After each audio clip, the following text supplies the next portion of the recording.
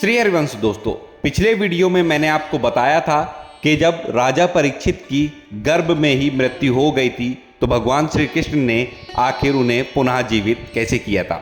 आज के वीडियो में आपको बताने वाला हूं महाभारत के युद्ध के बाद आखिर धृतराष्ट्र को उनके ही भाई विदुर ने कुत्ता क्यों कहा, इस सब का उद्बोधन उन्होंने क्यों किया और जब महाभारत समाप्त हो चुकी थी तो आखिर गांधारी और धृतराष्ट्र का क्या हुआ।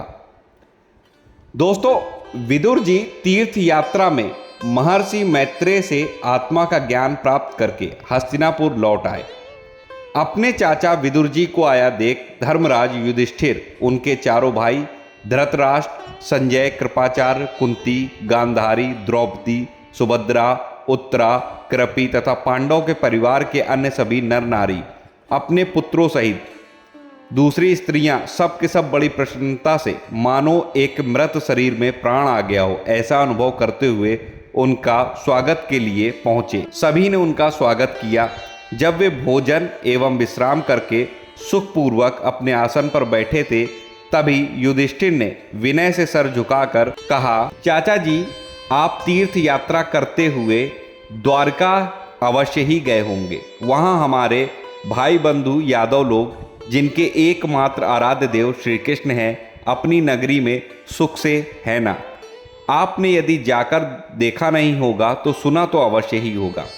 युधिष्ठिर के इस प्रकार पूछने पर विदुर जी ने तीर्थों और यदुवंशियों के संबंध में जो कुछ देखा, सुना और अनुभव किया था वह सब क्रम से बता दिया। केवल यदुवंशियों के विनाश की बात नहीं कही। करुण हृदय विदुर जी पांडवों को दुखी नहीं देख सकते थे, इसलिए उन्होंने यह अप्रिय एवं असहाय घटना पांडवों को नहीं सुनाई, क्योंकि वह तो स्वयं ही प्रकट होने वाली थी। विदुर जी तो साक्षात धर्मराज थे। मांडव्य ऋषि के शाप से ये 100 वर्षों के लिए शूद्र बन गए थे। इतने दिनों तक यमराज के पद पर वे थे और वहीं पापियों को उचित दंड देते थे। राज्य प्राप्त हो जाने पर अपने लोकपालों और भाइयों के साथ राजा युधिष्ठिर वंशधर परीक्षित को देखकर अपनी अतुल संपत्ति से आनंदित रहने लगे। पांडव गृहस्थ के कामों में रम गए और उन्हीं के पीछे एक प्रकार से यह बात वे भूल गए कि अनजान में ही हमारा जीवन मृत्यु की ओर जा रहा है। और देखते ही देखते उनके सामने वह समय आ पहुंचा जिसे कोई टाल नहीं सकता। विदुर जी काल की गति जानकर अपने बड़े भाई धृतराष्ट्र से कहने लगे, महाराज देखिए, अब बड़ा भयंकर समय आ गया है, झटपट यहाँ से निकल चलिए। हम सब लोगों के सिर पर वह सर्वसमर्थ काल मंडराने लगा है जिसके टालने का भी कोई उपाय नहीं है। काल के वशीभूत होकर जीव का अपने प्रियतम प्राणों से भी बात की बात में वियोग हो जाता है। फिर धन, जन आदि दूसरी वस्तुओं की बात ही क्या है। आपकी उम्र भी ढल चुकी है, शरीर बुढ़ापे का शिकार हो गया, आप पराए घर में पड़े हुए हैं। इसी प्राणी को जीवित रहने की जितनी प्रबल इच्छा होती है, इसी के कारण तो आपका भीम का दिया हुआ टुकड़ा खाकर कुत्ते का जीवन बिता रहे हैं। आपके अज्ञान की हद हो गई कि अब भी आप जीना चाहते हैं, परंतु आपके चाहने से क्या होगा। पुराने वस्त्र की तरह बुढ़ापे से गला हुआ आपका शरीर आपके ना चाहने पर भी कमजोर हुआ जा रहा है। जो संसार के संबंधियों से अलग रहकर उनके अनजान में अपने शरीर का त्याग करता है वही धीर कहा गया है।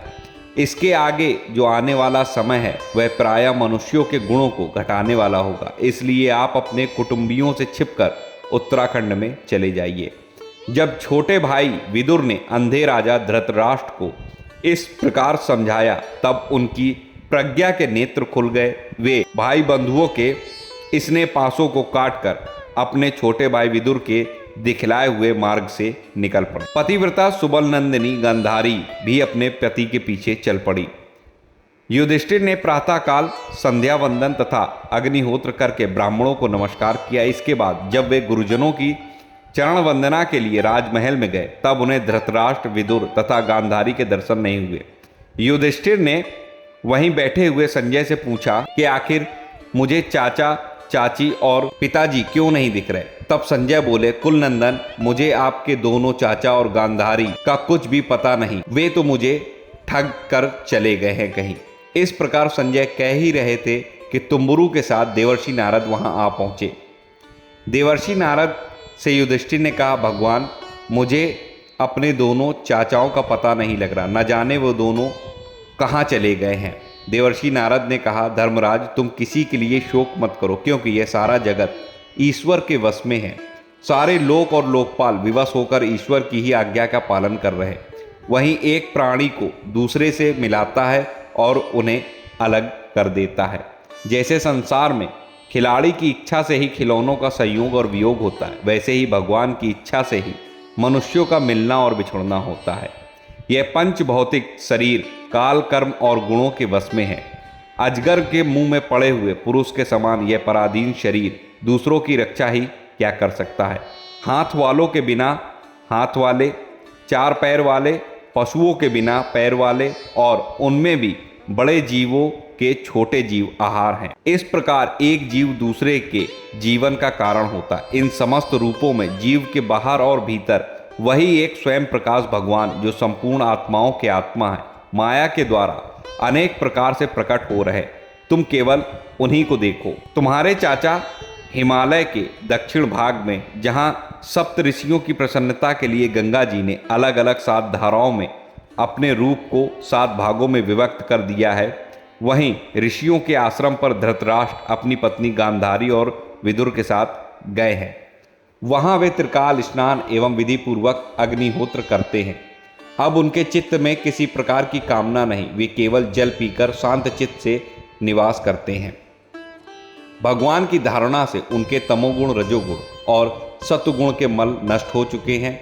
उन्होंने अपनी समस्त इंद्रियों को, मन को रोककर समस्त विषयों से बाहर लौटा दिया है। धर्मराज, आज से 5वें दिन वे अपने शरीर का परित्याग कर देंगे और वहीं जलकर भस्म हो जाएंगे। पति के मृतदेह को जलते देखकर वह बाहर खड़ी हुई साध्वी गांधारी भी पति का आगमन करते हुए उसी आग में प्रवेश कर जाएगी। धर्मराज विदुर अपने भाई का आश्चर्यमय मोक्ष देखकर, हर्षित और वियोग देखकर दुखित होते हुए वहां से तीर्थ सेवन के लिए चले जाएंगे। तो इस प्रकार दोस्तों, धृतराष्ट्र को विदुर जी ने, जो स्वयं धर्मराज थे पूर्व जन्म में, मांडव ऋषि के शाप के कारण वे एक दासी के पुत्र हुए द्वापर युग में, उन्होंने बताया कि जिन लोगों के लिए आपने इतने कष्ट भरे कांटे बोए थे, आज उन्हीं के टुकड़ों पे आप अपना जीवन कुत्तों की तरह बिता रहे हैं। इसको त्याग कर आप वानप्रस्थ को चले जाइए। तब गांधारी और धृतराष्ट्र वानप्रस्थ को गए और उन्होंने अपना जीवन जो है वो मोक्ष की ओर ले गए, भगवान के शरणागत हुए। आशा करता हूँ वीडियो आपको पसंद आया होगा। वीडियो को लाइक कर दीजिए, चैनल पर नए हैं तो सब्सक्राइब कर लीजिए, कमेंट में जय श्री कृष्णा जरूर लिखिएगा, क्योंकि आगे भी आपको इसी तरीके के और भी श्रीमद् भागवत महापुराण से इंटरेस्टिंग वीडियो मिलने वाले हैं, जो आपके ज्ञान को भी बढ़ाएंगे और आपको भगवान के प्रेम की ओर भी बढ़ाएंगे। मिलता हूँ अगले वीडियो में नई जानकारी के साथ, तब तक राधे राधे।